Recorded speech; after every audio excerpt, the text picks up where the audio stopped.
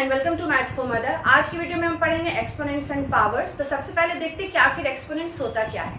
Actually exponents जो है वो रिपीटिशन ऑफ प्रोडक्ट है। अगर हम किसी नंबर्स को मल्टीप्लाई करें 10 इंटू 10 इंटू 10 इंटू 10 इंटू 10, 10 को हमने 5 टाइम्स मल्टीप्लाई किया, 10 इंटू 10 इंटू 10 इंटू 10 इंटू 10, तो हम इसको लिखते हैं 10 रेज टू द पावर 5। यही आपका हो गया आपका एक्सपोनेंशियल फॉर्म। ये प्रोडक्ट की फॉर्म में था और इसको हम लिख लें एक्सपोनेंशियल फॉर्म में। अब इसमें जो 5 है इसे हम बोलते हैं एक्सपोनेंट, और ये जो हुआ 10 ये कहलाता है बेस। और इसको हम पढ़ते हैं 10 रेज टू द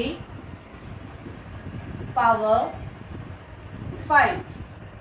जनरली हम बोलते हैं 10 to the power 5, 10 to the power 5, but actually 10 raise to the power 5, 10 raise to the power 5। तो एक्चुअली क्या हो गया ये, जब किसी भी नंबर्स को, वो नंबर कोई भी नंबर हो सकता है, इंटीजर्स हो, फ्रैक्शन हो, या फिर आपका रैशनल नंबर हो, जितने टाइम्स हम उसको इंटू करते हैं हम उस पर उतना नंबर लिख देते हैं जिसको कि हम एक्सपोनेंट बोलते हैं, और वो जो नंबर मल्टीप्लाई हुआ वो आपका बेस फॉर्म करता है। इस वीडियो में हम लोग आगे अब लॉज ऑफ एक्सपोनेंट्स जो होते हैं, ऐसे नंबर्स को सॉल्व करने के लिए कुछ लॉज है जिसके अकॉर्डिंग हम ऐसे नंबर्स को सॉल्व करते हैं। तो अब हम लॉज ऑफ एक्सपोनेंट्स देख लेते हैं। Laws of exponents, exponential forms के नंबर को सॉल्व करने के लिए जो मेन लॉज है, अब हम उसे एक एक करके डिस्कस कर लेते हैं। If x be any real number and m and n are integers,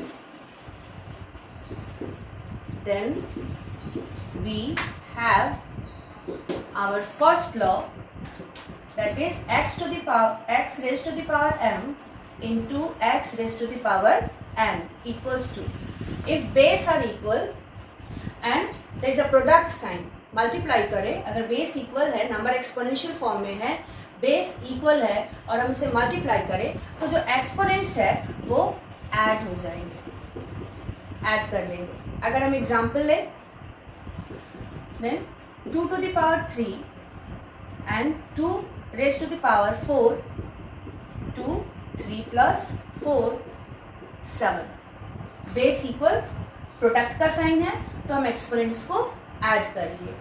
जो सेकेंड लॉ है आपका, x raise to the power m और x exponent m divided by x raise to the power n।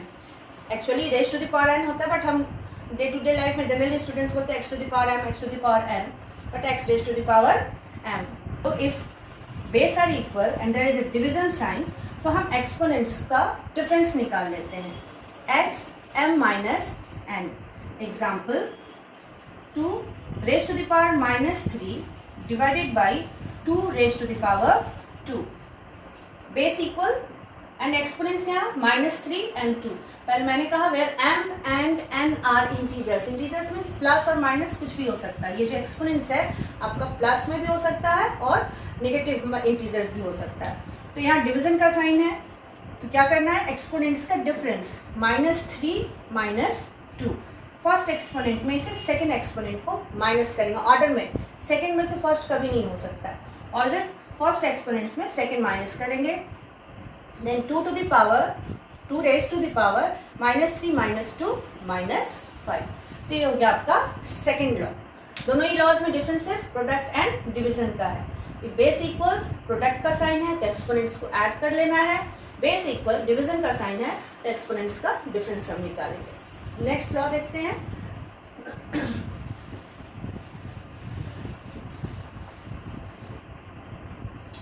जो third law है वो आपका है कि if base are not equal, x raise to the power m into y raise to the power m, base यहाँ equal नहीं है but exponents equal है। ध्यान से देखिए, बेस x है यहाँ, exponent m, base y exponent m, base equal ना हो, एक्सपोनेंट्स इक्वल हो, तो हम बेस कॉमन ले लेते हैं, x into Y power exponent m। Clear? Example देखते हैं।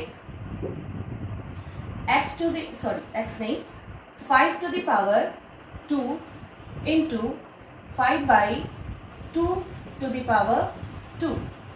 अब यहाँ देखिए बेस इक्वल नहीं है बट एक्सपोनेंट्स क्या है, इक्वल है, तो हम इसे कॉमन बेस में कंसीडर कर लेंगे। And 25 by 2 power raise to the power 2, 25 by 2 raise to the power 2। तो यहाँ अगर बेस अनइक्वल हो और एक्सपोनेंट सेम हो तो उस बेस को हम कॉमन बेस में कंसीडर करेंगे। सिमिलरली अगर अनइक्वल बेस डिवीजन के फॉर्म में हो, fourth law x raise to the power m और y raise to the power m, again यहाँ बेस अनइक्वल है, सेम नहीं है, एक्सपोनेंट सेम है, तो हम यहाँ डिवीजन में भी बेस कॉमन ले लेंगे। इससे रिलेटेड है 2 raise to the power 4 by 5 raise to the power 4। यहाँ के देखिए बेस अनइक्वल है बट एक्सपोनेंट सेम है, तो हमें बेस क्या करना है, कॉमन कर लेना है। 2 to the power 5 raise to the power 4। तो बेस अगर अनइक्वल हो, चाहे वो डिवीजन के फॉर्म में हो या मल्टीप्लिकेशन के फॉर्म में हो, उसको आप कॉमन बेस। तो हमें देखते हैं कि अगर आपका एक्सपोनेंट्स नेगेटिव हो तो हम कैसे सॉल्व करते हैं। x raise to the power -1, तो सिंपली हम बेस का रेसिप्रोकल लिख लेते हैं 1 by x। अगर हम एग्जाम्पल लें then 2 raise to the power -3 1 by 2 raise to the power 3। अगर हम इसका रेसिप्रोकल लिखें तो जो नेगेटिव है वो पॉजिटिव में कन्वर्ट हो जाता है। सिमिलरली अगर फ्रैक्शनल फॉर्म में हो 2 by 3 power -3 raise to the power -3, अगर एक्सपोनेंट -3 हो और फ्रैक्शनल फॉर्म में हो, तो यहाँ मैंने कहा x भी एनी रियल नंबर, x आपका बेस आपका कुछ भी हो सकता है, whole number, integers, fraction, rational number, कुछ भी हो सकता है। तो बस सिंपली आपको बेस का रेसिप्रोकल लिखना है 3 by 2 पावर 3। बेस का आप रेसिप्रोकल लिखेंगे, ये माइनस प्लस में कन्वर्ट हो जाएगा, और ये रिवर्स भी ट्रू है। अगर अगेन हम बेस का रेसिप्रोकल लिखें तो ये पॉजिटिव जो है वो नेगेटिव में कन्वर्ट हो जाएगा। एंड जो नेक्स्ट लॉ है, if the exponent is 0 then the value is 1। Base कुछ भी हो, अगर एक्सपोनेंट 0 हो तो उसका वैल्यू हो जाएगा 1। Example 2 raise to the power 0 is equals to 1, and fractional form में ले यदि -4 by 5 raise to the power 0 is equals to 1। तो ये जो है आपका कुछ मेन लॉज ऑफ एक्सपोनेंट्स है। इसके ऊपर हम पूरा समराइज कर लेते हैं। Law, if base are equal and product का साइन हो तो एक्सपोनेंट्स ऐड हो जाएंगे। Second, if base are equal and there is a division sign, तो हम इसका डिफरेंस, एक्सपोनेंट्स का डिफरेंस निकाल लेंगे। इसको हम इस फॉर्म में भी लिख सकते हैं x raise to the power m by x raise to the power n, x m minus n, clear. और x raise to the power m by x raise to the power n 1 by x n minus m। इस एक law से ये दो main results जो है वो हम लोग डिराइव करते हैं, जो कि आगे जब हम न्यूमेरिकल्स प्रॉब्लम सॉल्व करेंगे तो उसमें इसका बार बार यूज़ होगा, ठीक है। डिवीजन फॉर्म में जैसे ही ये न्यूमरेटर टू डिनोमिनेटर और डिनोमिनेटर टू न्यूमरेटर जाएगा, इसका साइन चेंज हो जाएगा। यहाँ n ऊपर गया माइनस, यहाँ m नीचे आया माइनस m। तो जब हम आगे प्रॉब्लम्स बनाएंगे तो इसका यूज़ करेंगे तो ये और क्लियर हो जाएगा। Next law, if base are unequal, base same नहीं है आपका, तो हम बेस क्या करेंगे, कॉमन, प्रोडक्ट में भी और डिवीजन में भी। x by Y raise to the power m। Again ये फॉर्मूला जो है वो डायरेक्ट और रिवर्स दोनों ही यूज होते हैं। नेक्स्ट, अगर एक्सपोनेंट्स नेगेटिव हो then 1 by X, and sixth law is if exponent is 0 then the value is 1। Base कुछ भी हो, अगर पावर 0 हो तो उसका वैल्यू 1 हो गया। ये सारे जो लॉज है ये डायरेक्ट भी यूज़ होते हैं और रिवर्स भी यूज़ होते हैं। रिवर्स मीन्स उल्टा, ठीक है। तो ये थे main laws of exponents. I hope जो एक्सपोनेंट्स के लॉ से रिलेटेड आपके जो भी डाउट होंगे वो क्लियर हो गया।